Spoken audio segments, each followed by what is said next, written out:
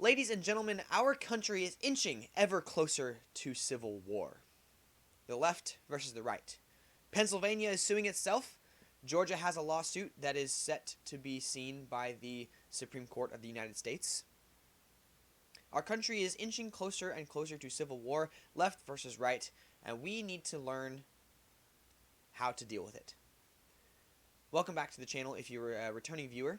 If this is your first time here, I'm glad you found us. My name is Tim. I am the host of the Glasshouse News Show and the CEO of Glasshouse Media. Before we get to the news, I want to ask that you please help my channel grow. My goal here with this news show is to create an alternative news source, alternatives to things like CNN, MSNBC, and ABC. An alternative news source similar to that of Daily Wire, Blaze Media, PragerU, and the Epoch Times.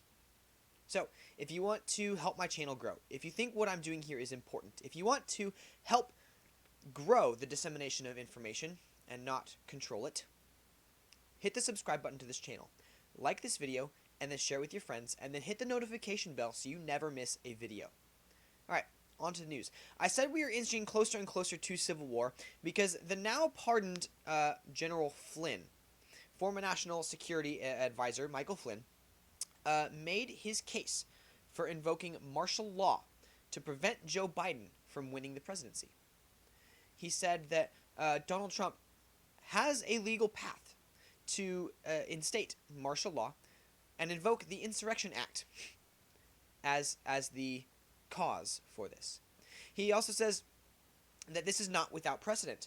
He says that Flynn says that Trump has the military capability to force battleground states to redo their elections. And with these seven battleground states having cast from their electors, casting from their legislatures, casting a second state of electors, now Trump can contest the election in these states, even though the safe harbor deadline is passed. Michael Flynn seems to think that Donald Trump still has a clear path to victory. And I tend to agree. While I think it is a narrow path, and any number of missteps could prevent Trump from winning, there is still a path there. And Donald Trump's presidency is not over yet. He still has plenty of time to do some of the things that he wants to do. It's not until January 6th that Vice President Mike Pence will count the electoral votes. And as I've talked about the last couple of days, it's only projected that Joe Biden will win. It's not until these votes are counted and certified that anyone wins the election. And the election is not over until Joe Biden and Kamala Harris are inaugurated into office. What do I mean by that? I mean, it's entirely possible that Mike Pence simply says, no, these 7 states that sent dueling electors, they're electors that got the stamp of approval from the governor, were not sent by their state legislatures and therefore not constitutional. These legislatures did not send these electors, and therefore these electors are not legal electors. So it's entirely possible that we see Mike Pence only count from these 7 states the secondary slate of electors. I don't think he will, just to be perfectly honest. I think it's entirely possible, because who in the world would want Joe Biden to win the presidency?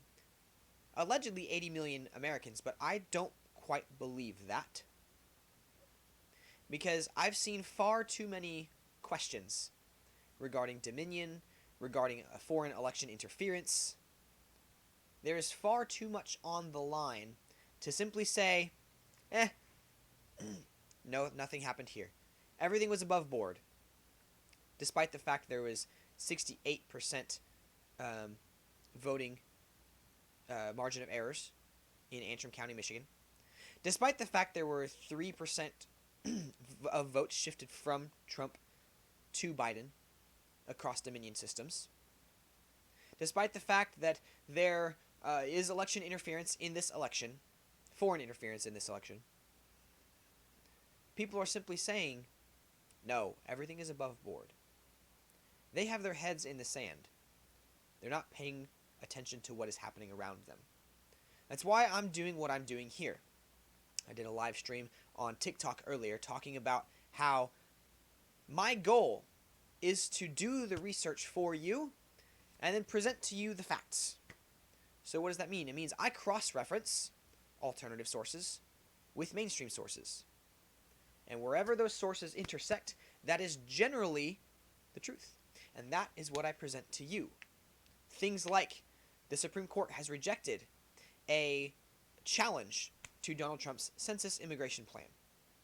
But basically what this plan is that Donald Trump wants to conduct this census that doesn't count illegal immigrants, or it counts them in a separate category, and therefore these illegal immigrants would not be able to be counted in congressional districts. This would result in a massive redistricting across the nation, presumably in favor of Republicans. And I say presumably because I don't particularly care who it favors. Illegal immigrants should not give power to the federal government. They don't have a right to live here. They don't have a say in what happens in our government. Therefore, they shouldn't get to count in our government. You're here illegally. You should be removed. It's no different than someone walking into my house at this moment, and for me to say, you can't be here, I'm going to throw you out in the snow. They don't have a right to live in my house. Similarly, governments have the right to protect their borders. And anytime someone crosses this border illegally, they have now broken a country's sovereign right to protect their borders and their homes. Illegal immigrants do not have a right to live in America. They don't have a right to a job here. They don't have a right to health care here. It may sound harsh, but it's not. The only thing that accepting illegal immigrants into the country does is promote more illegal immigration. They're cutting in line because now we have to divert resources from the legal immigration system to things like ICE and Border Patrol and deportations. You see, every time we have to give resources to and allocate resources to the relocation and deportation of an illegal immigrant, or to take care of illegal immigrants, that slows down and jams up the process of allowing legal immigrants into the country. Legal immigrants are doing it right. They're saying, no, I recognize every country has a right to protect and maintain its borders, and I'm going to respect that fact. So I'm going to come in, file out all the paperwork, and do it the right way. And so allowing illegal immigrants into our country does little more than say, we don't care about the legal immigrants. Push them aside. They don't matter. What matters is the illegal immigrants. You see, the left would like to make you think that caring for the illegal immigrants is caring for the marginalized people. It's showing hospitality. It's showing respect. But it's not. It is harming everyone who wants to come into the country the right way. Love the immigrant, yes, for sure. But what does it mean to love? Love has rules. Love is patient, love is kind, love does not hold any record of wrongdoing. Sure, all these things are true. But love is also justice. To love someone is to, well, let them know that what they've done is right or wrong. To love someone is to say, what you did was wrong and I care about you enough to say so. You can't be here because you're cutting in line and you're making the entire system unfair for all the people who wish to do so legally. So things like this, things like the illegal immigrant crisis in America, things like Michael Flynn telling Trump, invoke the Insurrection Act and enact martial law. This is why I say we are inching closer and closer and closer to a civil war. You see, in the early 1990s, when Bill Clinton was in the White House and the United States looked unshakable, the administration appointed Jack Goldstone to study how states fail. They meant other states, of course, not the U.S., but not many people expected that this model would later predict their country's collapse. Things like in Portland, Oregon, looking like concentration camps. Things like Seattle, Washington, burning to the ground. Things like riots erupting over the death of a black criminal simply because the cop was white. Things like statements, all cops are bad. Things like statements, Trump voters are racist. Things like this are contributing to our mounting civil war.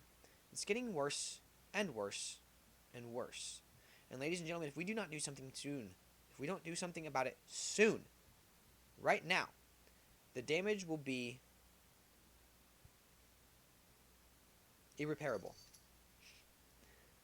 We're not going to be able to do anything about it. We are mounting a civil war, and I fear for our country's future. Not because it's going to be long and dragged out, but because one side will destroy the other, and the power balance will be, at least for the next 100 years, the power balance will be all sorts of out of whack. So, this is my plea to the illiberal left. This is my battle cry for America. Stop. Stop castigating everyone you disagree with as someone who is a racist or a bigot or a homophobe. Stop pointing at us and saying we hate everyone we disagree with. Because we don't. But you do. I don't hate the people I disagree with. I don't like the people that call me a homophobe because I'm a Christian. I'm not denying someone's existence. I don't hate someone just because they are gay. Stop castigating all of us as denying basic human rights because we want to preserve the foundation of America. That's not how this works. You don't get to kick and scream, bite and throw rocks on the playground, and then get upset when the rest of the kids won't play with you. And you especially don't get to get upset when a couple of these kids get tired of dealing with this day in and day out, and they punch you in the face and break your nose. You had it coming. So, my message to the illiberal left. You have, for the last 4 years at least, spent all your time kicking, screaming, biting, and throwing rocks at all the other kids on the playground. And now a few of those kids have had enough. A few of them like myself. And we're standing up. And we're saying no more. So we're beginning to punch back. And you see this in places like Portland and Seattle, again, because downtown Portland looks like an immigration camp.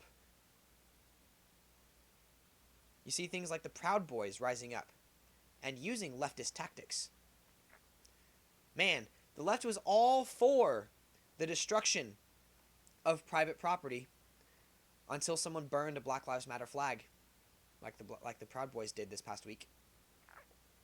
The left was all for Antifa rising up and terrorizing towns and communities until the Proud Boys started to do the same. Now, because I want to remain consistent in my own ideology, I'm going to say this. The Proud Boys' actions this past week have been quite gross. You don't get to yank on the hair of someone who is running away and then kick them while they are down. That is historically a left-wing tactic, at least in America. We've seen that from Antifa and Black Lives Matter. We don't need to see it on the right. And because I hate all of this behavior all around, I will say this to Antifa. If you don't stop you will get treated worse and worse and worse. And the Proud Boys and other militia groups will rise up and destroy you because we are tired of watching our communities get destroyed by you. And this is how we get to civil war. Civil unrest becomes civil fighting in the streets.